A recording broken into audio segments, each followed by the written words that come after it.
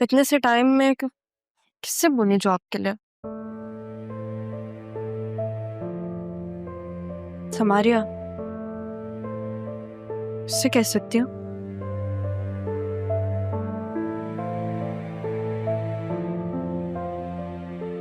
Hello, हाँ समारिया, कैसी हो? अब मैं राहा बात कर रही हूँ। तुम्हारा नाम मेरे पास सेव है रहा, बताने की क्या जरूरत है? अच्छा, मुझे लगा कि शायद शादी के बाद तुम हम सब दोस्तों को भूल गई हो।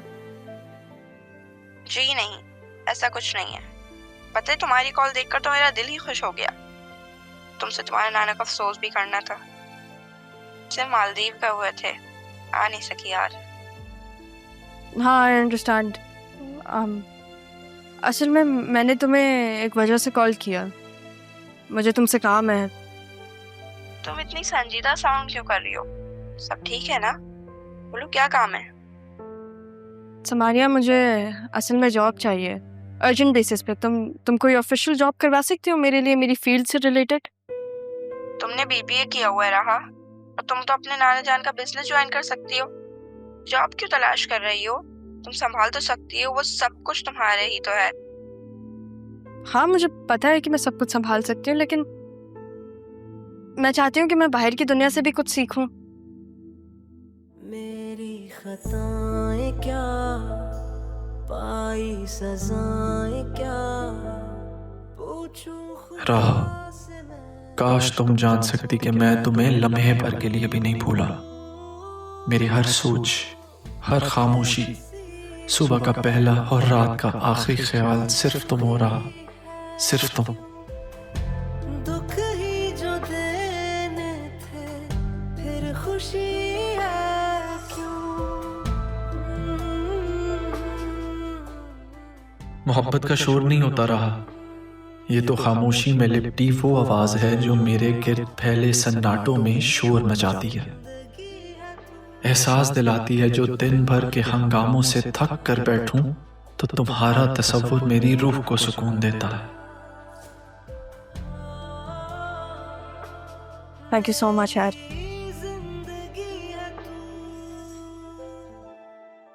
समारिया, तुम मेरे लिए वो उम्मीद बन गई हो जो मैंने अरमान से एक्सपेक्ट किया था।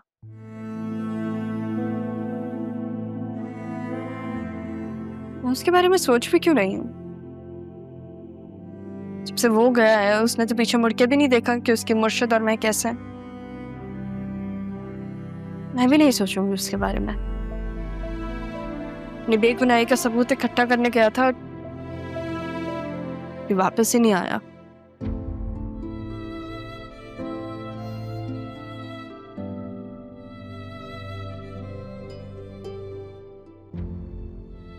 जब तुम हंसती हो तो दुनिया का शोर थम सा जाता है, और अब तुम्हारी मुझसे नाराजगी, तुम्हारी ये खामोशी मेरे अंदर के खालीपन को तुम्हारी गैर मौजूदगी का एहसास दिलाती है। राह, तुम मेरे दिल का वो हिस्सा हो जिस पर कोई कभी भी दस्तक नहीं दे सकता। तुम कहो या ना कहो, मैं तुम्हें अपने हर लम्हे में जीता हूं रहा। बस तुम बेखबर हो, नाराज हो, लेकिन मैं तुम्हें मना लूंगा।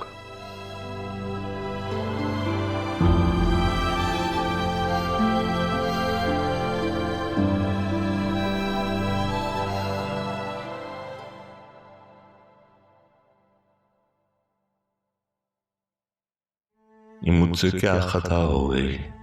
मैं हासिया की बातों से उलझकर बाहर न जाता तो आप ही से बात हो जाती, मेरी गलतफहमी दूर हो जाती, माफी मांग लेता मैं उनसे। मेरा दिल क्यों नहीं मान रहा? क्या आप अपने भाई से मिले बिना जा सकती हैं? पापा, मैंने कहा था ना, मुझसे अकेले नहीं संभाला जाए। कुछ भी देखा, आपका बेटा नाकाम हो गया। कहीं इस सब के पीछे वाकई आसिया?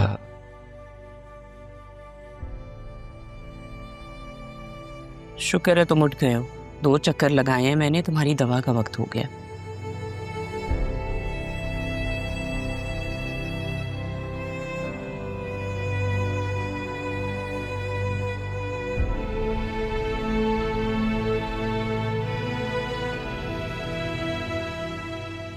उठो सर, आराम से।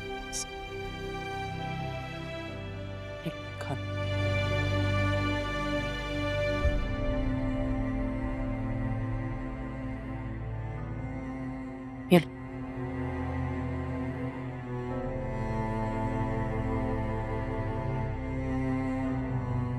आराम से, आराम से।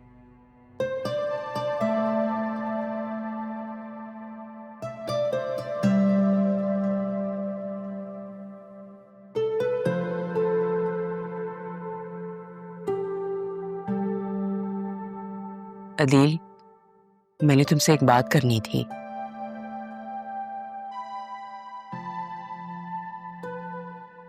हम लोगों ने ज़रियून को रिस्पॉन्सिबिलिटीज तो दे दी हैं, बॉस भी बना दिया, लेकिन वो ये चाहता है कि बतूल ऑफिस के काम देखे। बतूल को मनाने की कोशिश भी कर रहा है, बट वो मान नहीं रही।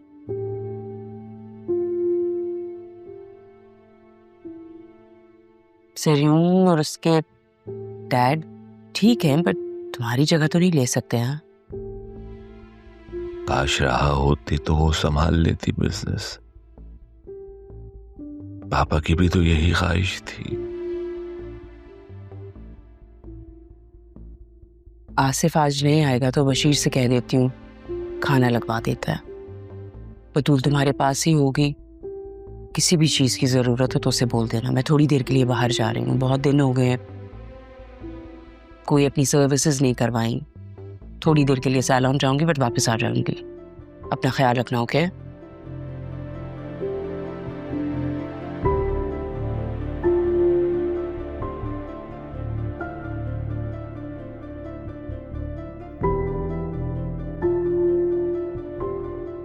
ज़रियून, अब देर नहीं करनी, पावर हमारे हाथ में है। अदील बिस्तर पे है, आसिया को कुछ पता नहीं है, और तुम्हारी बीवी जज्बाती। बहुत जज्बाती है डैड, बहुत जज्बाती है। लेकिन अच्छा है, जितनी वो जज्बाती है उतना ही ऑफिस के मामलात से दूर रहती है। उसे जिंदगी में मेरे अलावा और कुछ नहीं चाहिए। तो बस सोच लो कि ये मौका बार बार नहीं आएगा। अदील ने और तायाजान ने ये बिजनेस दिल से संभाला था, और हम दिमाग से संभालेंगे।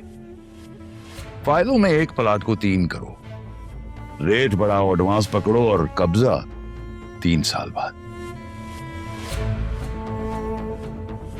और हाँ, एक अलग से नया अकाउंट भी खोलो।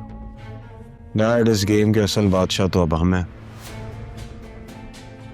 आप टेंशन ना लें, मैंने ऑलरेडी एक अकाउंट बनवा लिया जो ऑफशोर से रजिस्टर्ड है, और उसमें जितनी भी ट्रांजैक्शंस होंगी वो किसी के पकड़ में नहीं आएंगी।